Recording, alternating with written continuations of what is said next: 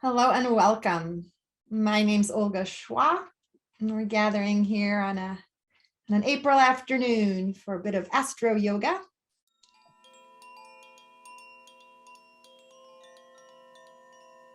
Thanks for watching. Please like, comment, and subscribe to support this channel.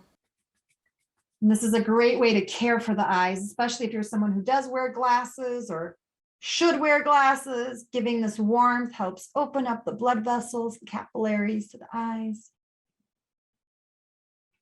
And letting them soothe down and release and soften. And if it feels good, open your eyes and your eyebrows big and big and big if they're able to do that, and then scrunch them down small and squeeze them tight. And you can use your whole face, your eyebrow muscles and your cheeks and your lips and your mouth. And then making them small and compact. Again, a little bit of face yoga as you wake up your eyes, and then see how far up you can look and how far down you can look, and just drawing that hard or that vertical line with your eyes wherever you are. They can even be closed. You could be doing this under the eyelids, although you might feel a different muscular strain there. If the eyes are open, they have more movement in the eyeballs, looking up, looking down. And then coming into the middle, you might need to rub your hands again and warm them up and soothe them out from that. And the amazing thing about some of these eye movements is that they're a small part of our body, but there's so much connected to our eyes, right? So many of our activities depend on the vision. So when we relax the eyes, so many other body parts are like, oh, well, if the eyes are relaxed, things are good. Come back when you're ready to open your eyes, and you're going to look all the way to the left side and all the way to the right side. You can keep your head still and steady and just let the eyeballs travel around to the left and out to the right.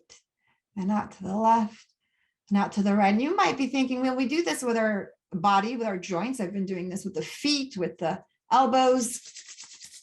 When you need a rest, you warm up the hands, you give them that soothing. That we find these straight lines in our joints. We'll be going on to the joints in our bodies in just a moment. And then we put a circle in. So if you're able, let your eyes look all around. So now you're finding that low point you found, the outside point, the top point, the inside point, and I'm calling them inside and outside, but really they're left and right. Yeah, because one eye is inside, one eye is outside. And then you'll change the direction and go the other way. Whee! And that'll be enough for the eyes for today. If it feels good to keep that warmth on them for a few breaths, you welcome that, bring that in. And we'll stay near the top of the body. You can stay lying down if you'd like to work with your neck. You might choose to sit up as we'll move into the neck, and then shoulders and down the arms. So taking a decision there, how you'd like to be for the neck movements. You might still be horizontal and resting. You might do the neck movements in your horizontal reclining position, and you might choose to sit up and begin a slow motion yes. Letting the head bob up and down, forward and back a few times, slow motion yes. 3 or 4 times, and then arriving at the center to go side to side, ear to the shoulder, left and right, up and over and up. Right and left. So we got the forward lean back, the right and left, and then the twist, the neck turns and looks behind. Turn and look and turn.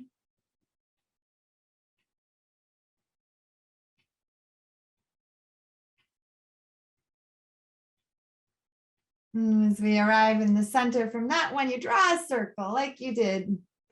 Got a little more movements in the neck than there are in the eyes. During the circle in one direction and in the other direction. And since the neck does have a little more action and strain often, let's continue the circles with infinity symbols, letting your nose lead the way as you draw around and loop and over and up. Figure 8 in the air. One direction and the other direction. And I'm showing you as big as I can so that it's visible here for the screen, but you might be doing something very small and subtle. You might be hardly moving at all. You might be thinking about these movements and just feeling, oh, what muscles would get involved if I went there. So there's no wrong way to do this. Keep in mind that you're responding to your needs and keep checking in with that. What do I need for the neck? And breathing into that. Let's move to the shoulders. And you might like to practice with the shoulders in a variety of positions. Some people like to be sitting. Some people are comfortable kneeling. But you can also be laying on your side. You can work with the shoulders just side lying. I think that's just that put a little light.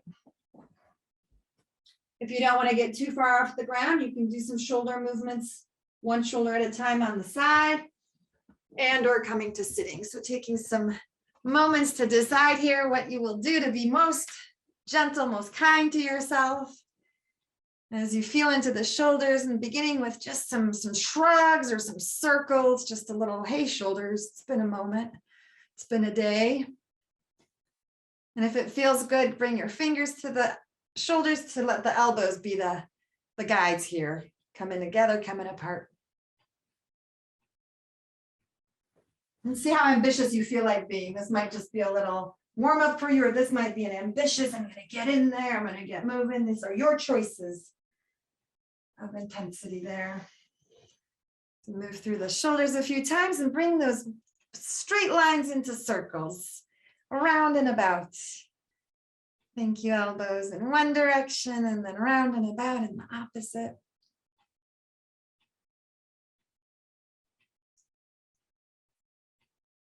All the way around. And if it feels good, bring an arm across the top of the chest to one side and to the other side. And that might be plenty in your upper arms, but you might like to twist those up. You might have that flexible part of you. You might like a little more intense in the front there. See if you like that.